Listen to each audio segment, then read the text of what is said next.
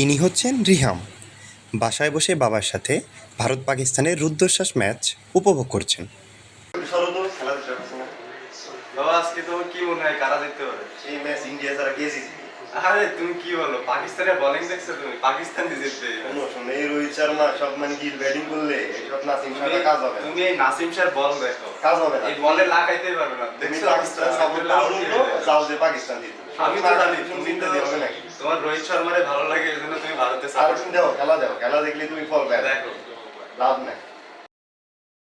Yes, এই দেখো shot দেখছো গিলের? আরে কি বল করে এগুলা? এইটা খেলা হয়। আরে তুমি খেলা কি দেখো তোমরা? এই খেলা চলতেছে। আচ্ছা খেলা পরে দেখো, আগে নাস্তা করো। আরে না, পাকিস্তান ইন্ডিয়ার হাই ভোল্টেজ ম্যাচ কেমনে এটা বাদ দিবে এখন। একটু পরে তুমি নিচ্ছি, পরে আনো। একটু পরে নিচ্ছি, তুমি শেষ।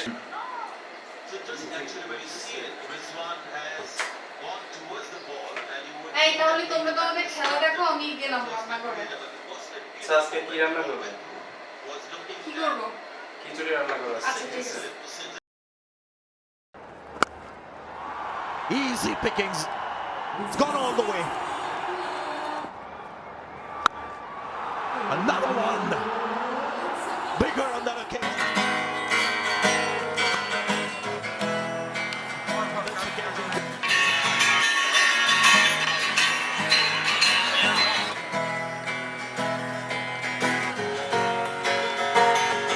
বন্দে মায়া লাগাইছে পিরিতি শিখাইছে বন্দে।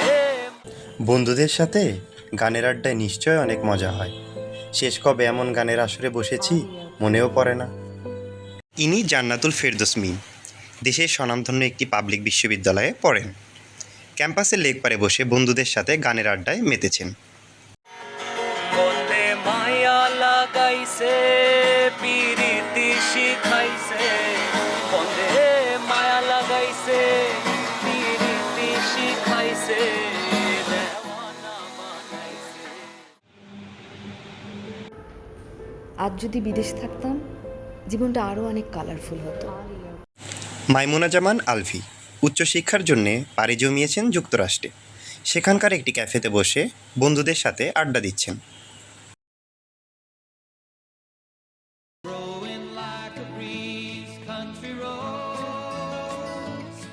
তো ভালো হয়েছে, পড়াশোনার জন্য দেশ ছেড়ে চলে আসছি। আসলে দেখছিস দেশের অবস্থা এখন কি? হ্যাঁ দেখলাম, নিউজ পেপার খুললেই তো দেখি যে এই দাঙ্গা এই ভালো গ্যাঞ্জাম। হয়েছে আমরা সময় মতো ছেড়ে চলে আসছি, না হলে আসলে সমস্যা হয়ে যেত। হ্যাঁ সেটাই হচ্ছে যে দেখতেছি। তুই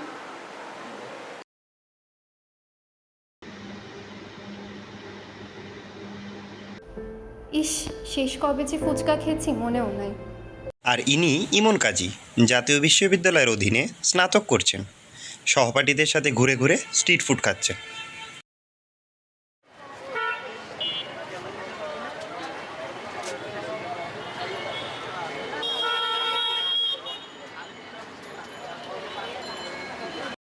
ইমন তাড়াতাড়ি আয়, বাসে লেট হয়ে যাচ্ছে। দাঁড়া আসতেছি, দাঁড়া। বসে রয়েছে আমাদের জন্য। হ্যাঁ চল চল, অনেকক্ষণ ধরে বসে আছি। কি অবস্থা সবার? কিরে ভাই ইমন, এত সময় লাগলো আসতে?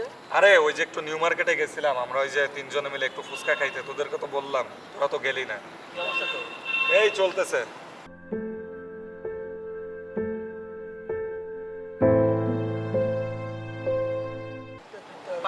এমন সারাদিন ফোন নিয়ে পড়ে থাকিস, ফোন টোন রাখ, চল ঘুরে আসি। সারাদিন এখানে বসে।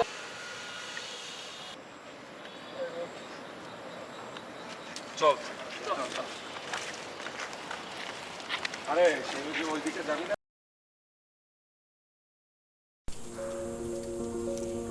মেকি ভার্চুয়াল দুনিয়ায় নিজেকে বিকিয়ে দেওয়ার ফলে তরুণ সমাজ আজকে তাদের সমস্ত মানসিক উদ্যম হারিয়ে ফেলেছে। তারা হয়ে পড়েছে মানসিকভাবে অসুস্থ, অস্থিরচিত্ত, বিষণ্ণ। মানুষের সামগ্রিক মানসিক সুস্বাস্থ্যের পথে কাঁটা হয়ে দাঁড়িয়েছে ফেসবুকের মতো সামাজিক যোগাযোগ মাধ্যম।